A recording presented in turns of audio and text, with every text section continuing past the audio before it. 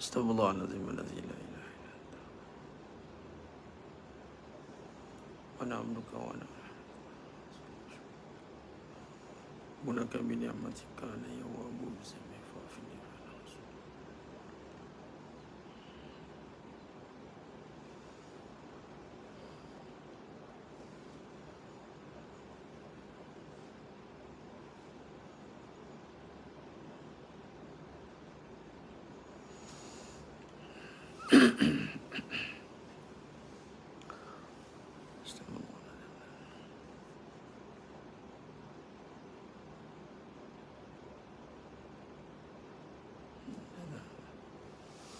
Assalamualaikum warahmatullahi wabarakatuh.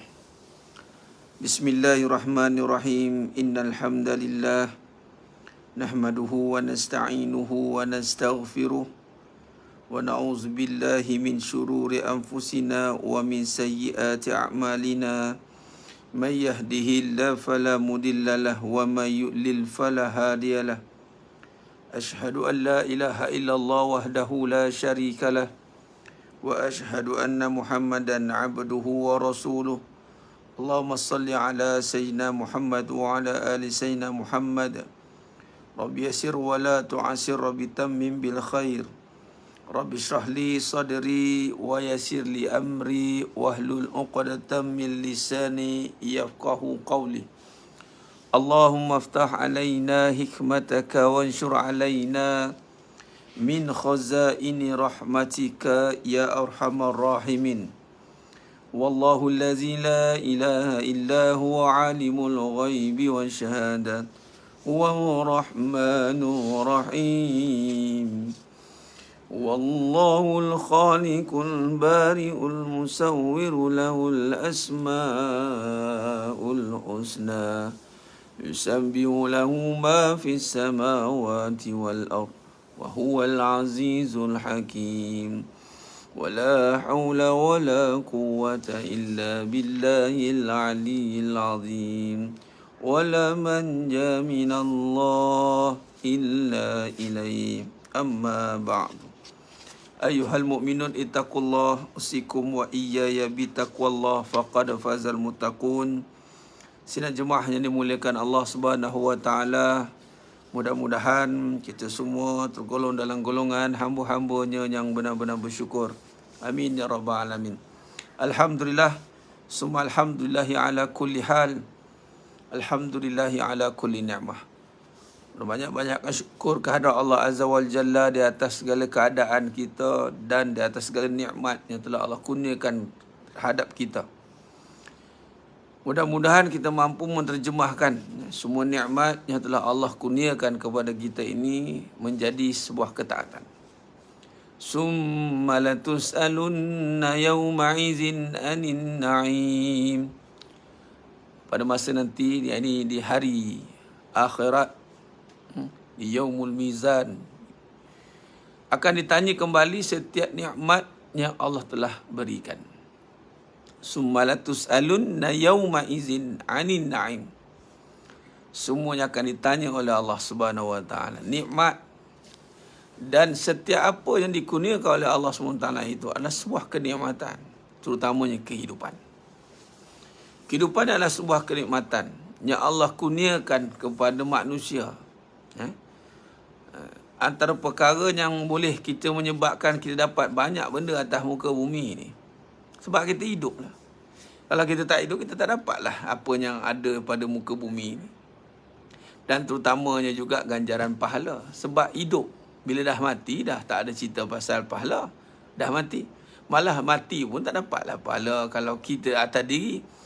Melainkan bila matinya anak Adam, kata Nabi SAW, mafhum hadis, terputus segala amalan. Kecuali ilmu yang bermanfaat, amal jariah, anak doa, anak yang soleh dan soleha. Nampak? Jadi mana kata, atas perkara, atas segala apa yang kita dapat hari ini, nikmat yang kita boleh kecapi setiap hari, semua nikmat yang kita dapat ini hari ini bermula dengan nikmat kehidupan. Hidup, dihidupkan. Nikmat dihidupkan. Jadi hidup itu sebenarnya sebuah nikmat dah. Hidup saja itu sebuah nikmat.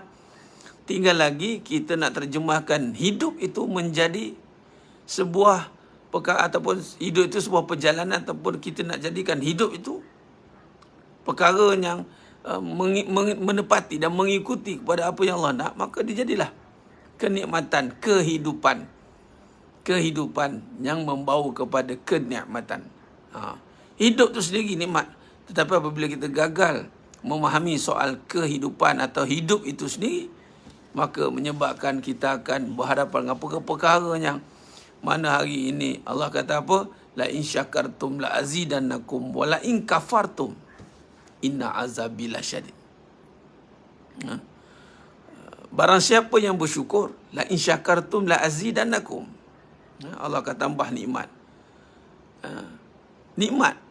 Bermaksud apa nikmat? Hidup tu bertambah-tambah nikmat. Kita tak nak makin lama kita hidup, makin kita hilang erti kehidupan. Kita tak mau.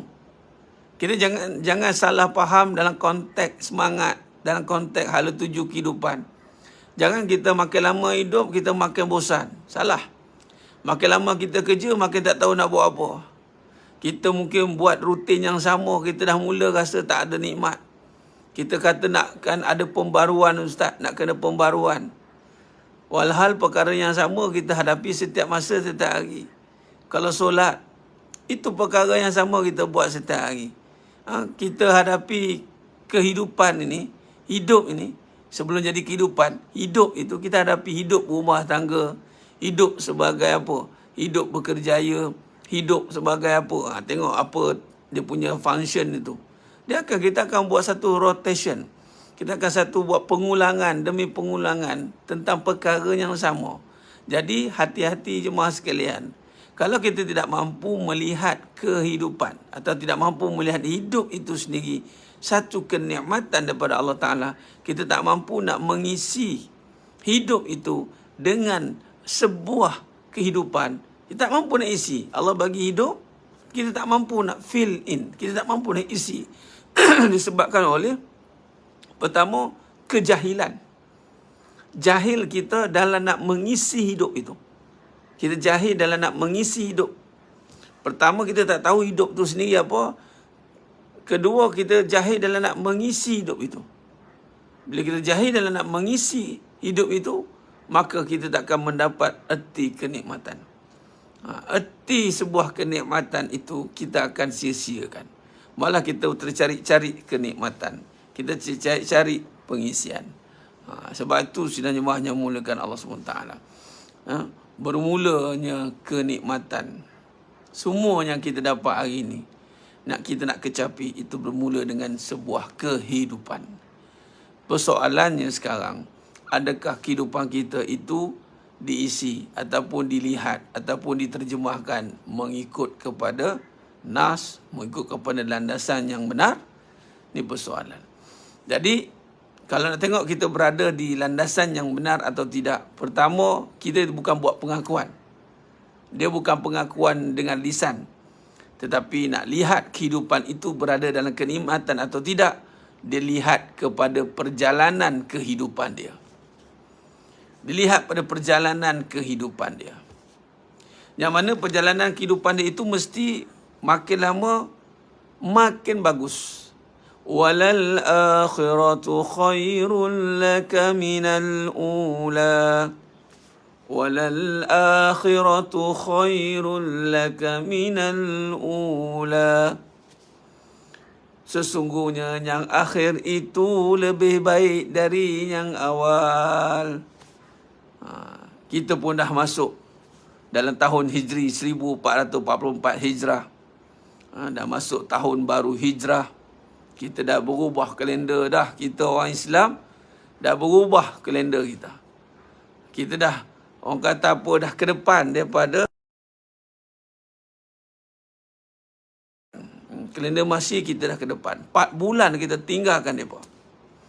Jadi kita nak lihat apakah konteks perubahan kebaikan yang kita dapat kecapi dalam hidup ini.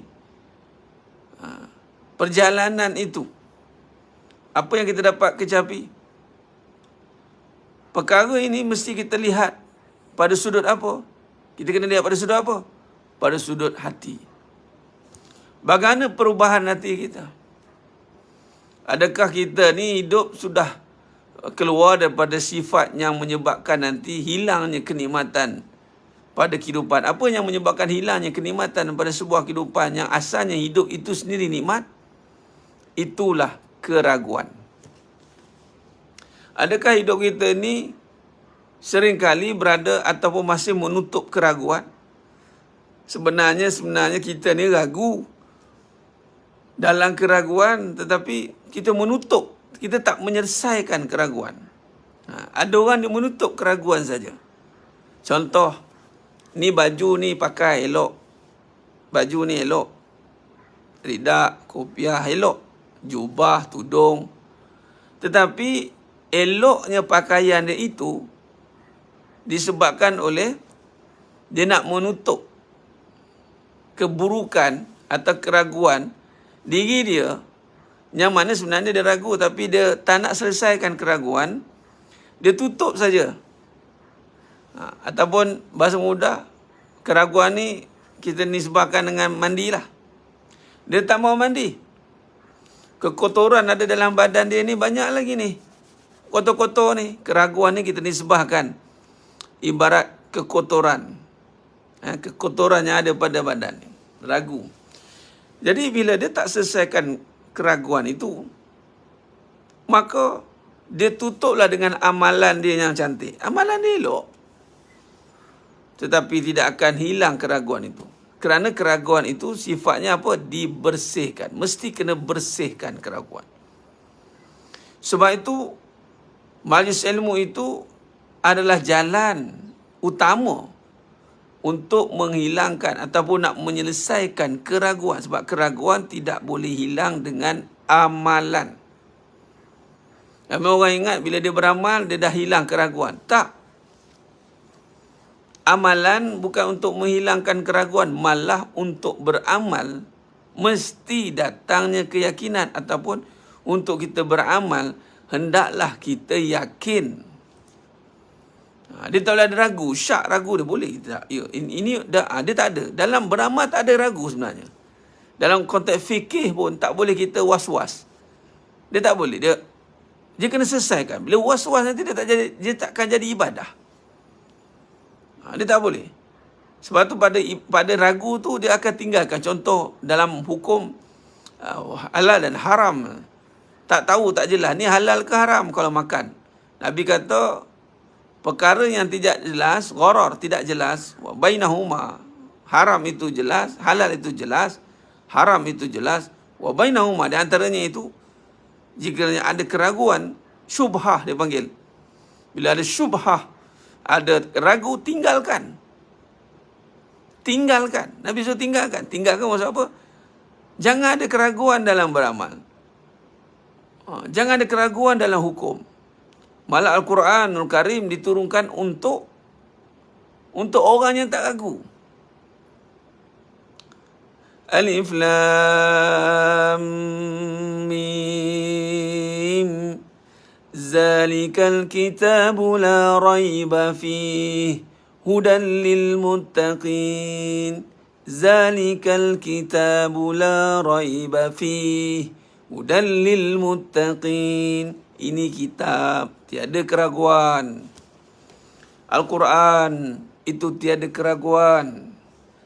Malah untuk memegang Al-Quran, tidak boleh ada keraguan. Walaupun kita tak baca lagi. Kita orang kata tak khatam 30 juzuk lagi. Walaupun kita bukan hufaz dari sudut ayat atau kalimah Al-Quran. Tetapi Al-Quran itu syaratnya, Zalikal kitabu la raiba fih. Ini kitab tak ada keraguan. Islam, agama keyakinan. Walaupun kita banyak amalan, tetapi amalan belum menjanjikan sebuah keyakinan. Jadi, yang menyebabkan rosaknya amalan, rosaknya kenikmatan dalam kehidupan ini adalah kerana keraguan yang kita tidak selesaikan. Keraguan yang masih bersarang dalam hati kita. Sebagai contoh, keraguan dalam kita melakukan kebaikan. Seringkali kadang-kadang datang persoalan-persoalan, apa yang aku dapat? Sebab tu hati-hati. Kenapa Ustaz? Amalan ini dia tidak menghilangkan keraguan, sedangkan amalan tu amal soleh. Ya benar, amal tu amal soleh, dapat pahala. Tapi dia boleh hilang begitu saja disebabkan oleh keraguan. Sebab dia solat, dia beribadat, dia berpuasa, dia buat baik. Dapat apa? Dia tak yakin dengan janji Allah. Sedangkan setiap kebaikan itu dapat pahala. Setiap kebaikan. Malah Nabi kata setiap perbuatan anak Adam itu kebaikan dia bermula daripada 10 gandaan hingga 700 gandaan. 10 hingga 700. Malah dalam ibadah yang menepati spek ikhlas ni, ikhlas. Contoh puasa. Dia puasa dengan ikhlas sebab meninggalkan makan dan minum, lapar dan dahaga, syahwat kerana Allah, min ajli. Siapa yang buat amalan ni benar-benar kerana Allah, apa saja amalan. Contoh dalam hadis tersebut adalah Nabi SAW bercerita tentang puasa. Yang mana dia meninggalkan lapar dan dahaga, syahwatnya kerana Allah. Mana ada orang boleh tinggalkan ataupun berani suruh manusia jangan makan minum kerana aku? Tak boleh. Orang takkan buat. Orang takkan hiraukan satu arahan daripada sesiapa pun untuk tidak bagi makan dan minum.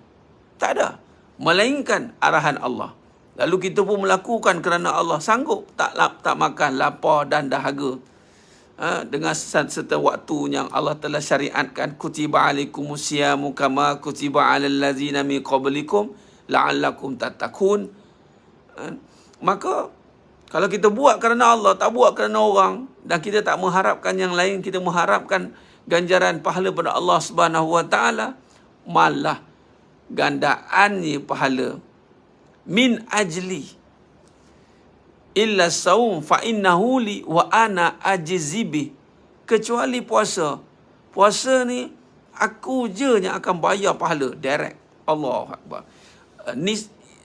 Nisbah kepada puasa itu, pertama amalan puasa, kedua amalan yang kita lakukan benar-benar kerana Allah. Bermaksud kita tak nak ragu beramal. Kita beramal sungguh-sungguh ni sebab kita bukan nak sesuatu selain Allah. Kita beramal ni sebab nak Allah. Nak pahala. Nak Allah ni maksud apa sahaja yang ada pada Allah, Allah kurniakan, itu yang kita dambakan. Kita bukan berharapkan selain dari Allah. Kita mengharapkan Allah. Pada Allah itu Allah janjikan syurga. Ada kita harapkan syurga. Allah janjikan pahala. Kita harapkan pahala. Jadi apa sahaja ganjaran yang dijanjikan oleh Allah, kita sahut dengan sebuah keyakinan. Ini perlukan perbahasan jemaah sekalian. Perbahasan yang kita kena ulang dan ulang dan ulang untuk kita fahami tentang maksud tujuan satu amalan itu kita lakukan.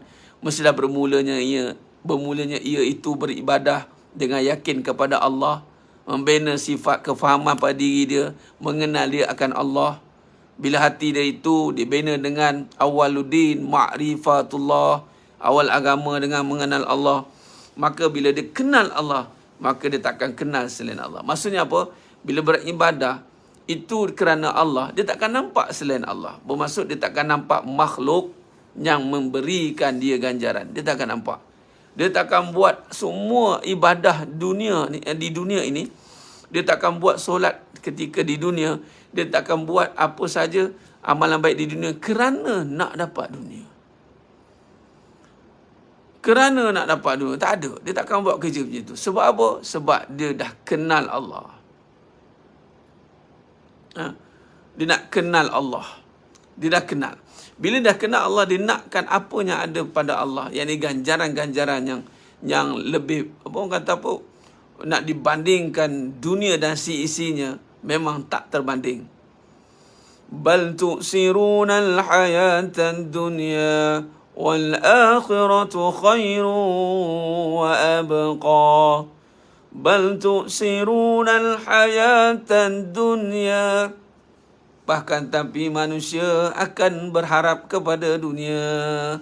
Ni cabaran. Sebab bila sebut ragu ni benda yang bila tidak dengan hati yang ada ilmu dan perbahasan yang benar, istiqomah dalam pengajian, istiqomah dalam kita berusaha untuk membersihkan hati kita dengan noda dan dosa, maka kita sukar untuk melihat dengan hati. Kita terhalang dek jahil kita, terhalang dek dosa kita untuk melihat akan kebesaran Allah. Kita akan melihat juga timbang tara kita dunia. Ini yang kita tidak mahu. Walhal Allah dah katakan dalam Quran, bal tu'sirunal hayatan dunya, bahkan kamu akan cenderung terhadap dunia. Wal akhiratu khairun wa abqa, sedangkan akhirat itu yang lebih kekal. Kenapa nak buat baik, nampak benda, sedangkan kebaikan kamu yang kamu lakukan itu membawa kepada syurga. Kenapa lagi nak berkira-kira? Tu dia. Sebab tak nampak dengan jiwa yang mengenal dia, terhijab hatinya untuk melihat kebesaran Allah. Dia melihat akan masalah dunia. Bila ada masalah dunia, dia tak ada keyakinan dalam hati dia bahawa bolehnya kita keluar daripada masalah dunia itu dengan bantuan Allah. Dia tak nampak yang itu, maka dia akan berpaling daripada berharap kepada Allah. Malah dia beramal berharap pada dunia.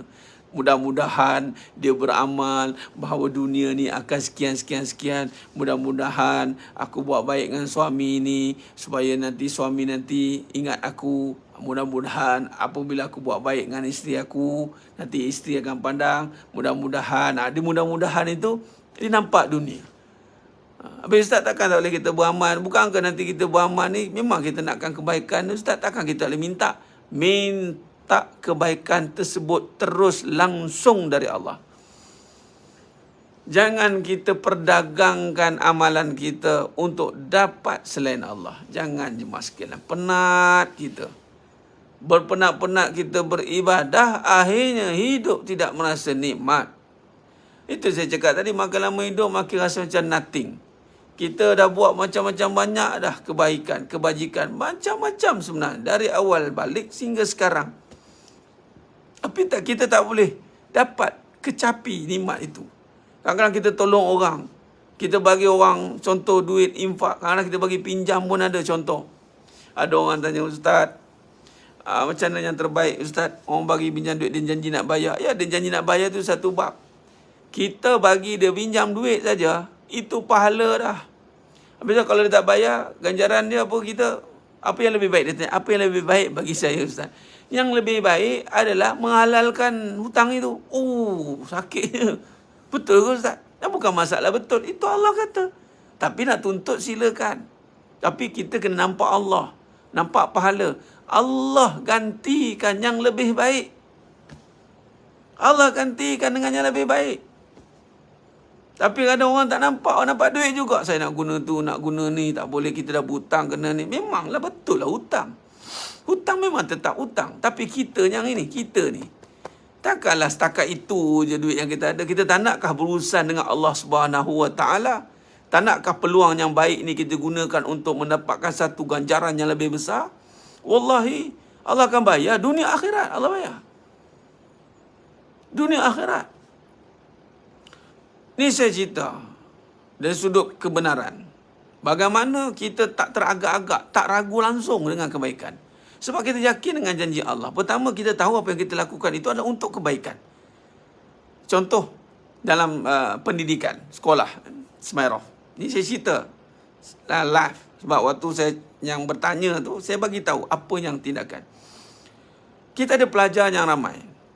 Memang yuran ada, 500 setengah sebulan, 300 setengah sebulan, 5 setengah bulanan, asrama 3 setengah harian. Kalau orang tak harga kan, orang pening pula kan. Kita bubuh lah harga. Saya kata apa? Saya cakap kat semua para parent. Kita tak nak kutip hutang. Dan parent tak pernah berhutang dengan sekolah. Dan saya tak pernah berhutang dengan antum semua. Consider halal. Katanya. Ada bayar, tak ada tak apa. Kita tahu kita nak pakai overhead banyak. Sekarang kita minta itu, minta ini, kita tahu. Tapi di saat kita menyelesaikan masalah orang dengan sebenarnya berhutang dengan kita. Bukan sikit, banyak. Kalau kita minta ni setiap bulan reminder, memang lepas. Setiap bulan call, reminder bayar yuran, bayar. Mungkin lepas. Tapi hati kita tidak puas. Hati tidak puas jemaah sekalian. Head counted. Kira berapa kepala, berapa nak lepas bayar. Bayar gaji guru, bayar ni, bayar itu, bayar ni, overhead dengan kita. Sekali kita buat kerja lain, kita harapkan itu. Jadi kita pun pening. Memang ada tuntutan kita. Tapi kita kena tahu, ada tak solution yang lebih baik? Ataupun ada tak tawaran Allah di sebalik kesusahan yang kita hadapi itu? Ada tidak? Ada. Sekiranya kamu menghalalkan itu lebih baik, Allah kata. Wallahi, 4 tahun daripada awal saya buka, dah lah PKP. Sampai sekarang, kita tak akan berkira-kira soal hutang. Soal yuran. Tak berhutang pun. Tak ada kira-kira. Kadang-kadang makan pun semua makan. Dia tak kira, ini jangan makan. Kamu tak bayar duit makan, jangan makan. Tak ada. Malah, kita tukar dia pada infak. Siapa ada, bayar. Tak ada, tak apa. Dan yang datang semua lega. Kita pun lega, dia pun lega. Kita lega, dia pun lega. Habis Ustaz tanggungjawab lah di sekolahkan anak dia. Itu tanggungjawab dia. Kalau dia nak bayar, dia bayarlah. Kenapa tak nak bayar kalau nak hantar nak pergi belajar? Dia bukan soal tak nak bayar. Kita kena awal akad-akad kita riliskan. Kadang-kadang tak semua orang macam kita, Puan Jannah dan semua. Tak semua orang macam kita. Kita boleh struggle nak bayar. Setengah orang memang tak boleh. Kita tak nak force dia. Saya nak cerita kebaikan. Pahala kita. Kita takkan pernah, orang kata apa, teranaya atas kebaikan. Takkan pernah. Ramai orang cakap, ni saya hari ni susah sebab tolong orang lah Ustaz. Duk bagi-bagi pinjam orang duit, hari saya cuma susah. Bermaksud niat dia tak betul lah. Sebab takkan pernah susah di atas setiap kebaikan. Allah takkan pernah anaya orang yang berbuat baik. Dan orang yang buat baik takkan pernah teranaya. Takkan. Ini semua kadang-kadang termakan cerita sinetron. Bawang putih, bawang merah. Yang baik tu je lah nak kena marah. Yang baik tu lah hidup macam tak dapat apa-apa. Isteri solehah je, dia punya gambaran terperuk kat rumah. Kena tipu. Orang baik dia, gambaran skeptikal. Masyarakat hari ni, jangan baik sangat. Buat baik saja nanti engkau akan dapat apa. Sedangkan Nabi kata buat baik sungguh-sungguh. Jangan fikirkan penganiayaan. Tak ada penganiayaan di atas satu pun kebaikan yang Allah janjikan. Yang anaya diri sendiri. Rabbana zalamna anfusana wa illam taghfir lana wa tarhamna lanakunanna minal khasirin. Diri sendiri yang zalim atas diri kita. Kita salah letak kebaikan. Kita nampakkan habuan, ganjaran yang ada pada dunia. Kita sendiri yang salah atur kebaikan. Nampak? Sedangkan yang berinfak sedekah, Nabi kata takkan pernah fakir orang yang bersedekah. Takkan pernah fakir orang yang bersedekah. Tak percaya pada Nabi? Nabi dah kata takkan pernah fakir orang yang berinfak, bersedekah. Takkan pernah.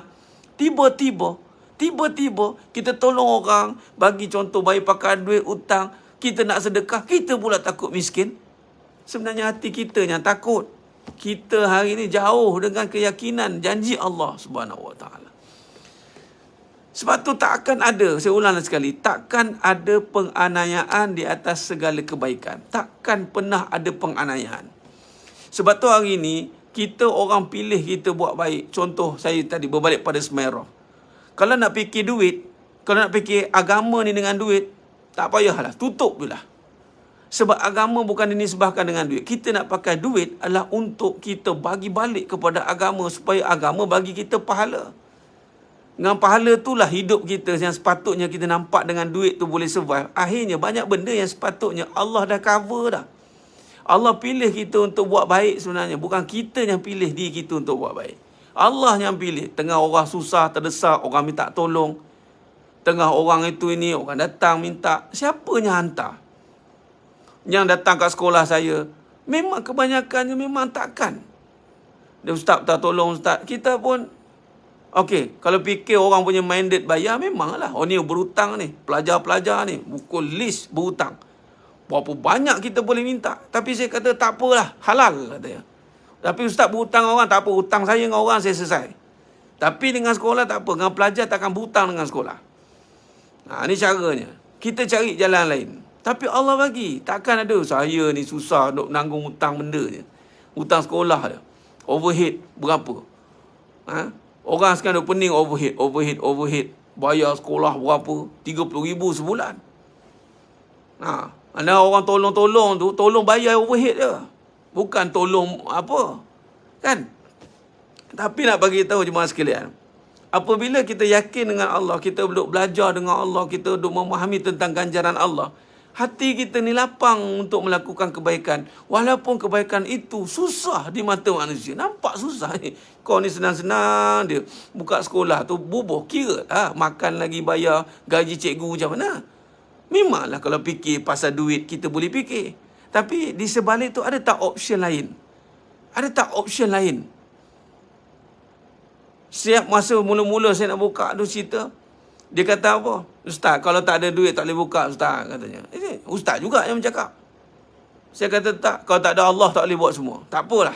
Kalau saya berhutang orang, saya berhutanglah dengan orang. Saya tak apa. Tu orang lain jangan. Kita buatlah, tak apalah. Orang lah kan. Tapi dalam kita nak menggerakkan kebaikan, memang Nabi pun pernah berhutang bagi pihak orang. Tapi kalau kita lihat, memang siapa yang datang, pernah datang bangunan semalam yang datang. Sebab tu saya kata datang. Nak tengok keyakinan, tengok Semairah. Datang, tengok macam mana tersegamnya bangunan itu. Apa kita buat? Tawakal ni datang dengan keyakinan. Baru tawakal. Jangan tawakal tanpa yakin. Itu bukan tawakal. Mesti yakin, kemudian tawakal, kemudian doa, kemudian berusaha. Non-stop. Sebab tu saya non-stop. Kerja saya apa? Kerja saya bina keyakinan. Bina amalan. Bagi yang terbaik. Servis. Ini servis lah. Bercakap, bagi ceramah. Itu servis. Dan Allah bagi bidang kat saya. Saya tanpa berfikir. Tak ada orang cakap, boleh cik makan. Ustaz ceramah ni macam mana nak cover overhead. Ustaz kena buat something lah. Saya tak pernah fikir macam tu. Sebab kita nak berbalik petajuk kita hari ni. Kita nak mendapatkan kenikmatan dengan keyakinan. Kenikmatan dengan bergantung dengan Allah. Pada sama kita berusaha. Berusaha dan berusaha. Yang penting jangan buat benda buruk. Itu je. Setiap kebaikan tanpa ada penganiayaan. Tak ada teranaya saya. Dan semua yang melakukan kebaikan di dalam. Mungkin tengah termenung. Allah tengah termenung. Macam mana ni kita ni asyik buat baik ke orang je. Rasa macam teranaya. Macam orang pergunakan kita. Sahabat saya kata apa? Kalau kita tak nak dipergunakan orang, jangan jadi orang yang berguna. Habis cerita. Kalau kita seringkali dipergunakan oleh orang, maksud kita ni orang yang berguna. Allah sedang pergunakan kita untuk dipergunakan oleh orang. Orang tipu kita, kita redha atas tipu itu, kita dapat pahala. Orang anaya kita redha atas anaya itu, kita dapat doanya mustajab. So di mana kerugian bila kita berurusan dengan Allah Ta'ala? Sebab tu tak ada rugi. Tak ada rugi. Tu cerita dia. Jadi beruntunglah jadi orang yang berguna. Asyik aku, dia asyik orang pinjam aku je. Pinjam bukan nak bayar pula tu. Allah pinjam duit kita sebenarnya. Allah gerakkan orang itu untuk minta duit pada kita. Dan Allah jadi penjamin atas kita punya hutang tu. Sebenarnya Allah yang menjamin setiap kebaikan. Kalau orang tu buat kebaikan kerana Allah menjamin dia. Allah yang menjamin. Sebab kadang orang buat baik ni kerana dia duk nipu kita kan. Atau ada niat-niat lain kan. Kita buat baik kerana Allah. Dia buat baik sebab nak dapat benda kat kita. Lalu sekali dapat keburukan. Dia. Sebab tu buat baik balas baik. Kalau niat kita baik, Allah gerakkan kebaikan datang pada kita. Bukan sebenarnya melalui dia. Tapi Allah yang gerakkan. Allah yang gerakkan kebaikan akan datang kepada kita. Sebab itu kita berurusan dengan Allah jemaah sekalian. Bukan berurusan dengan orang. Orang ni kita buat baik. Dengan orang kita buat baik. Dengan Allah kita mengharapkan kebaikan. Hasil kebaikan. Bukan dengan orang kita kena, at least kita, ialah kita kena jaga diri kita juga. Ustaz, kita kan kena tipu orang, kena ini. Kita sebenarnya jaga Allah. Allah jaga kita supaya kita tidak ditipu, dianiaya, diseksa, diapa semua oleh manusia. Tapi kerana kita sibuk nak menjaga manusia, tak yakin dengan Allah. Sibuk ni, dia boleh bayar ke tidak, dia boleh ke tidak, dia ni untung aku macam mana, dia buat macam mana. Kita fikir orang punya urusan, menguruskan kita. Sedangkan sepatutnya kita dah buat kebaikan, kita kena yakin setiap kebaikan pasti ada ganjaran pahala. Lagi susah nilai kebaikan itu, lagi besar nilai pahalanya. Susahnya. Ya? Ustaz, macam mana orang dia rasa dia buat baik tapi dia teraniaya? Bermaksud dia tak faham apa itu kebaikan. Maksud dia bukan buat baik, dia buat baik. Wallahi, tiada penganiayaan di atas setiap kebaikan. Wallahi tidak. Kalau kita buat baik, tiba-tiba terasa teraniaya atas kebaikan itu, bermaksud kita ada niat lain dalam kebaikan itu. Hati-hati jemaah sekalian. Sebab mana mungkin setiap kebaikan itu penganiayaan. Tak ada. Sebab setiap kebaikan telah dibayar oleh Allah. Mana mungkin bila Allah bayar, kita rasa teraniaya. Ada rasa, siapa ada rasa teraniaya? Siapa-siapa ada tak teraniaya? Contoh beli kereta, beli ada 2 juta, dapat Ferrari. Ada terasa teraniaya tak? Teraniaya lah saya sebab duit saya dah tak ada, tapi saya dapat Ferrari. Saya 2.1 juta saya beli ni. Saya rasa teraniaya betul lah. Sebab saya pernah cari duit. Alih-alih saya dapat Ferrari. Rasa teraniaya betul saya. Tak ada jemaah sekalian. Anda buat baik, tu dapat pahala, teraniaya ke? Adakah itu dikira teraniaya dengan dapat pahala? Tidak jemaah sekalian. Kita yang teraniaya sebab apa? Sebab orang tak bayar kita, orang tak terima kasih kat kita, orang cakap belakang kat kita, orang kutuk kita, orang macam-macam lah buat kat kita. Oh, kita rasa teraniaya. Memang itu satu penganiayaan bagi dia, tapi tidak bagi kita. Bagi kita itu bukan satu teraniaya, ni tak dapat pahala. Patut kita, buat-buat kebaikan tak dapat pahala. Naya aku tak dapat pahala. Teraniaya aku. Aku buat benda ni sebab nak benda, tak dapat pahala. Itu baru betul teraniaya. Kita dianiaya. Sebab itu betulkan niat. Dan betulkan faham. Betulkan kefahaman. Buat baik berpada-pada tak boleh guna. Tak boleh. Buat baik sungguh-sungguh. Buat jahat jangan pernah sekali. Buat baik sungguh-sungguh. Dalam dunia anak Adam itu ada seketul daging. Kalau baik daging itu, baiklah semuanya. Kalau buruk daging itu, buruklah semuanya. Nabi dah kata baik, baiklah. Buruk, buruklah. Tak ada campur aduk. Tak ada campur aduk. Jadi perbetulkan niat, isunya tak yakin dengan Allah. Kita rasa tolong orang ni masa satu. Allah dah kata, siapa tolong orang, Allah tolong kita. Allah tolong kita. Kita pening nak tolong orang. Rasa macam, dia macam ambil kesempatan kat aku dah. Mana pernah orang boleh ambil kesempatan atas kita. Sedangkan kita ini milik Allah. Yang jadi isunya, kita yang melepaskan peluang kebaikan. Menyebabkan kita tiada kesempatan untuk melakukan kebaikan. Lala sekali kita yang rasa rugi diri sendiri. Ini sedang jemaahnya muliakan Allah SWT. Maka kebaikan ini mesti bergaris pandukan kepada ganjaran Allah. Sebab tu kebaikan dibalas kebaikan. Allah dah kata dalam Quranul Karim, surah Isra ayat 7 tak silap saya. Buat baik dapat baik. Buat buruk dapat buruk. Jadi kita buat baik tidak? Buat baik Ustaz. Buat baik tu dapat buruk tu. Inna a'malu binniyat. Inna a'malu binniyat. Kita niat, amal dengan niat dan kita dapat apa yang kita niat. Kalau niat kita nak tolong orang kerana Allah, dapat balik pertolongan Allah pada kita. Ini janji Allah jemaah sekalian. Mana mungkin kita tolong orang, kita pula sengsara. Allah tolong. Bermaksud kita ni terhalang daripada pertolongan Allah. Di saat kita tolong orang, Allah tak tolong kita. Bermaksud kita terhalang daripada pertolongan Allah. Cek balik apa yang menyebabkan Allah tak tolong kita. Rupanya ada benda yang haram. Rupanya dalam hati ada penyakit syirik, penyakit sum'ah, ujub, sombong, rasa macam aku buat baik, rasa macam diri terlihat kebaikan pada diri. Wallahi jemaah sekalian, Allah akan tolong kita. Tetapi soalannya, kenapa pertolongan Allah tu tidak sampai kepada kita? Itu soalan. Di saat kita buat baik, saya dah buat baik dengan mak ayah saya, ustaz, tapi mak ayah saya tak hargai saya. Sebab dia dah mula nampak ke lain. Saya buat baik dengan suami saya, ustaz, akhirnya ini yang saya dapat. Saya buat baik dengan isteri saya, ustaz, akhirnya ini saya dapat. Perkataan tu buat baik. Perkataan kita sebut, saya dah buat baik. Soalannya, betul ke buat baik?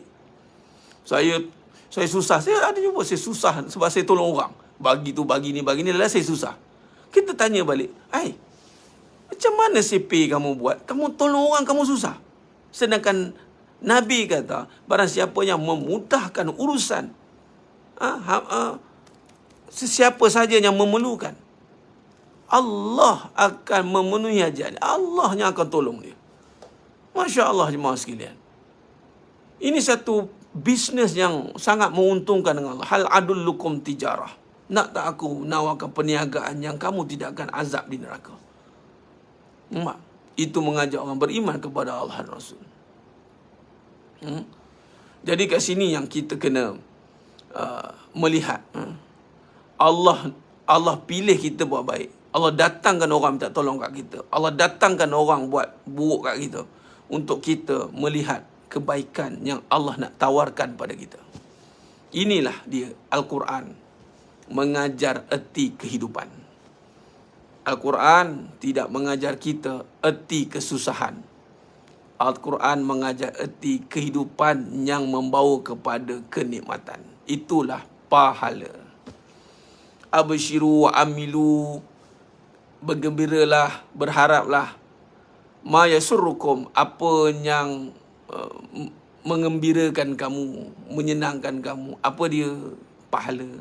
Harapkan pahala jemaah sekalian. Harapkan Allah beri kebaikan. Setiap kebaikan, harapkan kebaikan yang ada pada Allah. Jangan sesekali berpaling daripada perkataan ini. Ini kita urusan dengan Allah Subhanahu Wa Taala. Jadi kita buat baik, lepas ni jangan ada keraguan, jangan teragak-agak. Habis Ustaz, kalau tak mampu, Ustaz, kalau tak mampu jangan buat, bina hati. Senang cerita. Ni nak buat tak mampu, buat tak mampu. Lain sekali bukan buat pun. Bukan dia buat pun. Jadi sebab tu pentingnya duduk dalam majlis ilmu. Seringkali kita duduk dalam majlis ilmu, seringkali kita muzakarah, minta, ya Allah kuatkan hati. Ya Allah kuatkan hati, ya Allah bersihkan hati aku untuk yakin dengan ganjaranmu. Wallahi jemaah sekalian, sebenarnya kita ada masalah krisis keyakinan, itu saja. Krisis keyakinan terhadap kebaikan yang telah dilakukan. Kita salah faham tentang ganjaran. Kita nampak macam dunia dulu baru pahala. Walhal Allah sebenarnya mengganjarkan kita pahala baru dunia. Itu pun kalau dapat dunia. Tetapi biasanya orang yang betul-betul mengharapkan pahala, dia dapat dua-duanya. Husnayain, dunia pun dapat, akhirat pun dapat. Tapi kalau masih berbelah bagi dunia dengan pahala, biasanya dia tidak akan dapat pahala, dia hanya dapat dunia. Sekiranya dia dapat dunia, dia teranaya. Sekarang dunia itu penganiayaan. Dunia ini penganiayaan jemaah sekalian. Jadi setiap kesusahan harapkan ganjaran. Apa sih susah, harapkan ganjaran. InsyaAllah itu tadi. Susah, berkhidmat. Ya Allah, mudah-mudahan ada pahala lah atas khidmat aku ni, ya Allah. Ya Allah, mudah-mudahan ya Allah, apa yang aku lakukan ada pahala, ya Allah. Kita bagi orang duit, ya Allah, mudah-mudahan pahala lah aku bagi ni, ya Allah. Kau senang, memang kau senang dapat duit. Kau senang.